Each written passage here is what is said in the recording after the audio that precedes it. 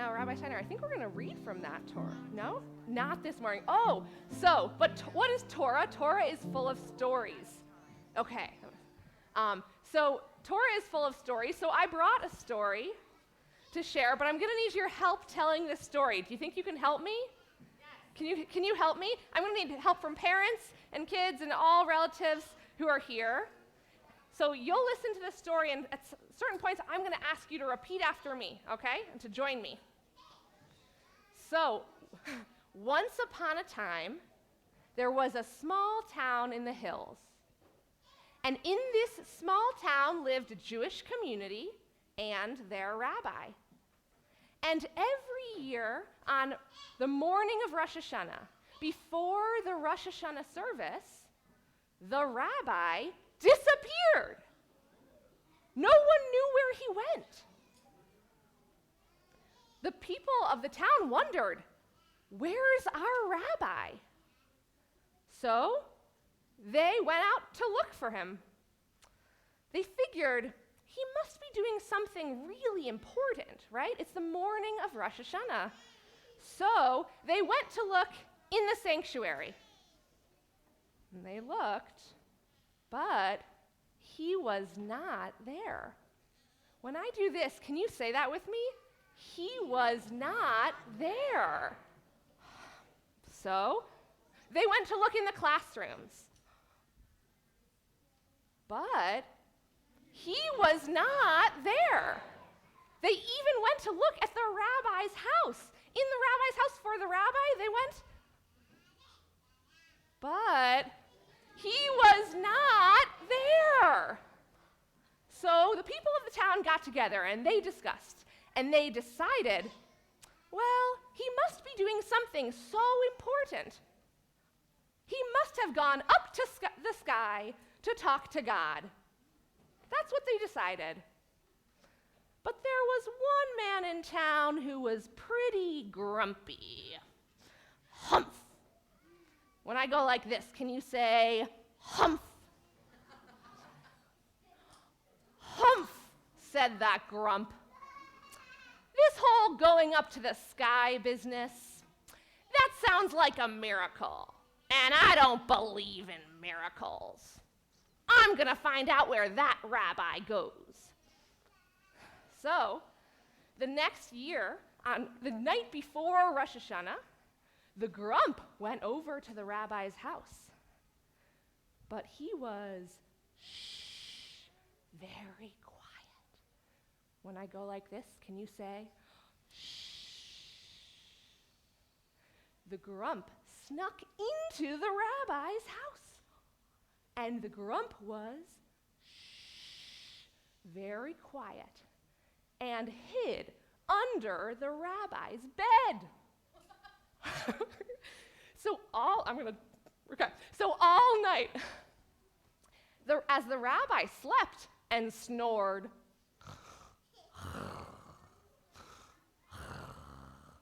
the grump was underneath his bed. And the grump was very quiet. And then, when it was still dark outside, it wasn't even morning yet, but the rabbi got up and got out of his bed. And the grump watched him. And the rabbi got out of bed, but he didn't put on his rabbi robes. Instead, he put on an old coat. And he didn't put on his rabbi yarmulke. Instead, he put on an old hat. And he didn't put on his rabbi shoes. Instead, he put on old work boots. And in the corner of his room, he grabbed an axe and a sack. And the rabbi now, he didn't look like a rabbi at all, but a poor old woodcutter. And the grump was very quiet and very confused. So he continued to watch the rabbi. The rabbi left his house and started walking far out of town. The rabbi walked and walked and walked, and the grump tiptoed behind him. Yeah. And the rabbi kept walking into the woods. until he came to a tree that had fallen down, and he took his axe, and he went whack. Can you do that with me? Whack! Whack! Whack!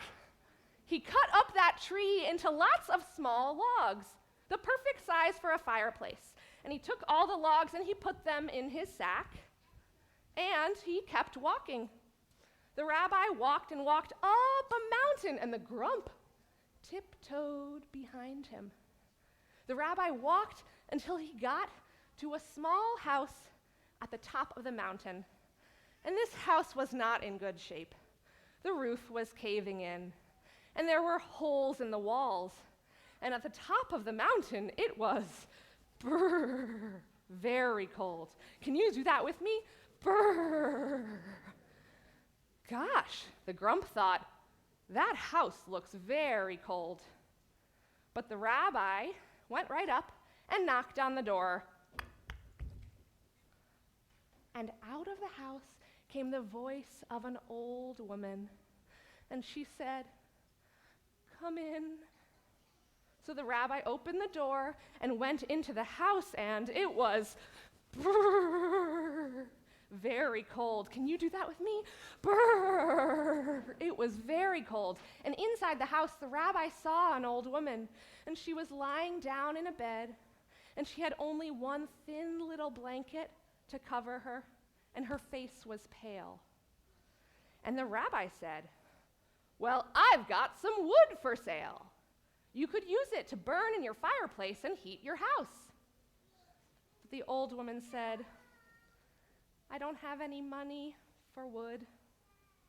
And the rabbi thought and said, "Well, that's not a problem, because today there's a special sale on wood, and your first bundle is free." And the old woman said, "Oh, well, that's very nice, but I don't think that I could get out of bed to light the fire because I'm too cold." So the rabbi thought and said, "Well, that's not a problem. I could light the fire for you." So he went and he put the logs in the fireplace, and he lit a match, and soon there was a fire. And as soon as that fire was burning, the whole house warmed up. And the old woman who was lying down in her bed, she sat up, and the color returned to her face, and she smiled. She even got out of bed and walked over to the fire. And the grump, who was still standing afar off and watching, he could not believe his eyes, because that old woman looked young again, and her cold house was warm again, and it was full of light. And the rabbi and the old woman, they started singing and dancing. Nine, nine, nine, nine, nine, nine, nine, nine, nine, nine, nine, nine, nine, nine, nine, nine. And even the grump couldn't help himself. He started dancing. It was a Rosh Hashanah miracle. So the grump turned around and he ran back, which direction? That way, to down the mountain and through the woods and over to the town, where the people of the town were just waking up. The sun was just rising, and they went out. It was Rosh Hashanah morning, but their rabbi was nowhere to be found.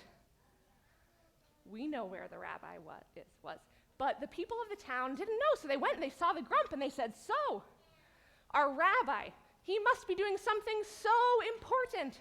He must be in the sky talking to God, right?"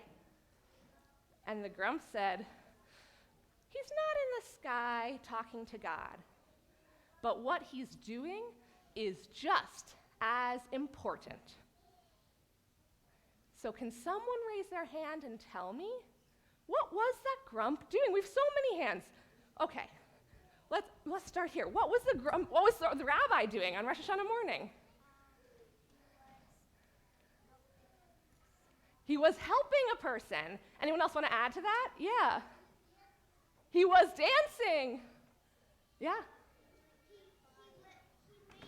lit a fire so it could be warmer. Yes, he lit a fire to warm up the woman's house. You want to add?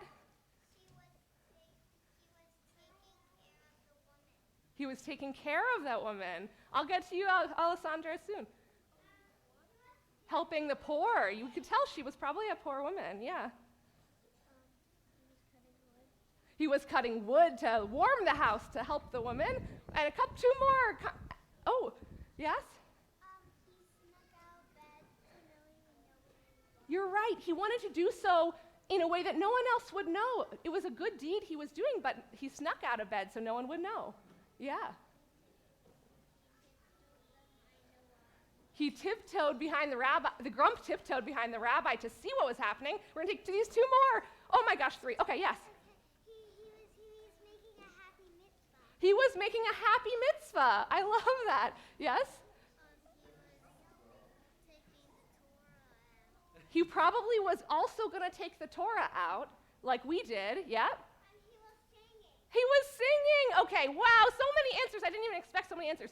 So all of this stuff, these are all of the different ways that we might celebrate Rosh Hashanah, and all of the ways that we live as Jews. We do happy mitzvahs, right? To help someone who needs help is just as important as praying to God. So thank you, everyone. The end. So we are going to